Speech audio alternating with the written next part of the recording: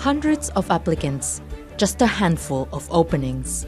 Sites like this one have become commonplace in India.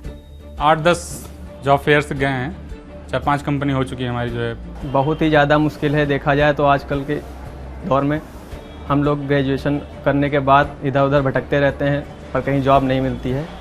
India is the world's fastest growing major economy, but beyond the relatively strong figures lies a grim reality. The nation of 1.4 billion isn't creating enough jobs for its expanding population. India's number of working age population is very impressive, but if you dig down to what the labor market is composed of, it shows a lot of weakness. Some estimates even put the jobless rate as high as 8%, though the government claims it's much lower. India is not producing enough high-quality jobs for its vast young workforce. If people do not get jobs, the per capita income will continue to remain depressed, and that will have its wider ramifications on global growth as well. So why is employment so broken in India, and what can be done to fix it?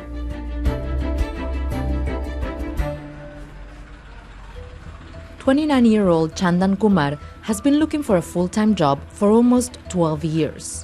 Despite having a university degree, he hasn't been able to find stable employment and makes a living delivering food.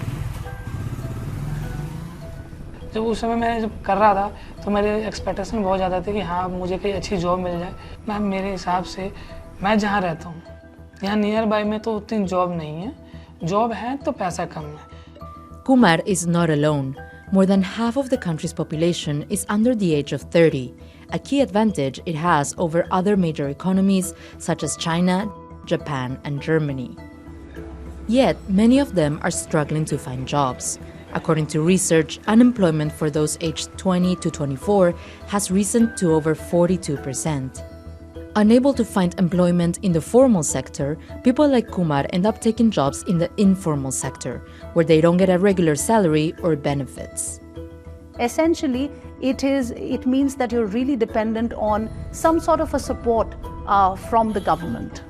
This so-called black economy employs almost 90% of India's workforce on farms, construction sites, and other unskilled roles. And it's an issue the Indian government hasn't been able to solve. Out of the 112 million jobs generated in the country in the past decade, only about 10% were in the formal sector.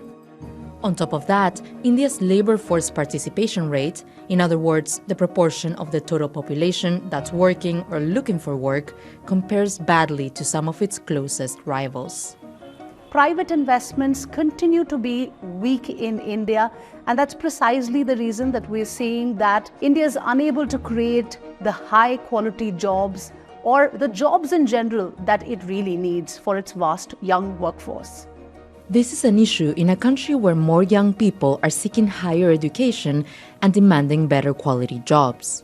Just look at how the likelihood of being unemployed increases for young Indians the higher their levels of literacy and education are. The type and quality of education Indians are receiving is a confounding factor.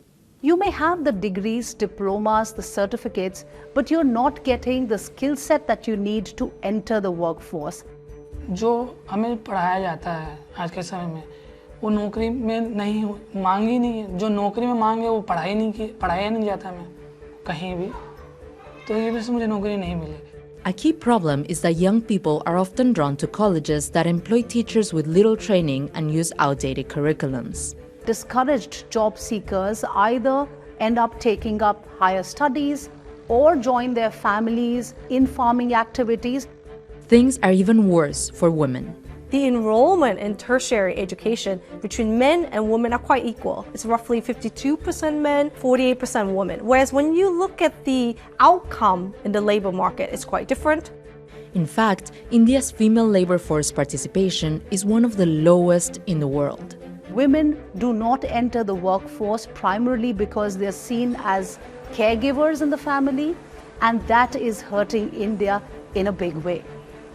According to some estimates, closing the gender work gap could expand India's GDP by nearly a third by 2050. India's employment challenge carries political implications too. At this year's national elections, a failure to deliver on job creation promises played a part in Prime Minister Narendra Modi's Bharatiya Janata Party losing its parliamentary majority for the first time in a decade. You can see that in states where Modi lost seats in Uttar Pradesh, for example, very high ratios of tertiary enrollment in India, and there's a general disappointment in what the reality looked like and the labor market. Modi's ambition was to have manufacturing take up 25% of GDP. That hasn't happened. A lot of people work in the agriculture sector, and these people have moved straight from the agriculture sector to the services sector, leaving the manufacturing sector behind. While Apple and iPhone maker Foxconn have set up factories in India, other big companies aren't attracted to invest. And small and medium businesses aren't filling that gap either. They've struggled due to red tape and lack of capital. Bridging the labor market gap is key as India seeks to attract more foreign investments from companies that are looking to diversify their supply chain away from China. If India does not provide enough jobs, then it will have a very weak, depressed per capita income. It stands to lose out on its ambition of getting the country to a developed economy status by 2047. And that per capita income, as you can see, is already over $10,000 lower than the world average. It will also mean that India stands to see the rich and poor divide widening in the country. India is home to some of the world's richest people, and the country's wealth gap is already big.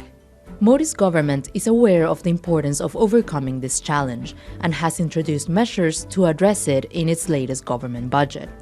The measures include incentivizing employment in the manufacturing sector and a 5-year program to train 2 million people. Yet, there's questions about whether these policies are enough. These policies are very limited in their scope and nature.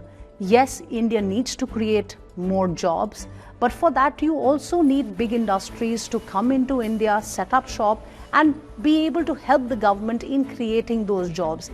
Strengthening exports, expanding manufacturing incentives, and even filling the tens of thousands of government job vacancies could all help someone like Kumar.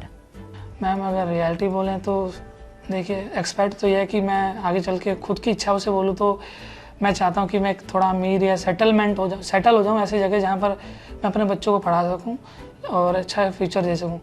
Experts say simplifying labor laws could also make a huge difference and create new jobs.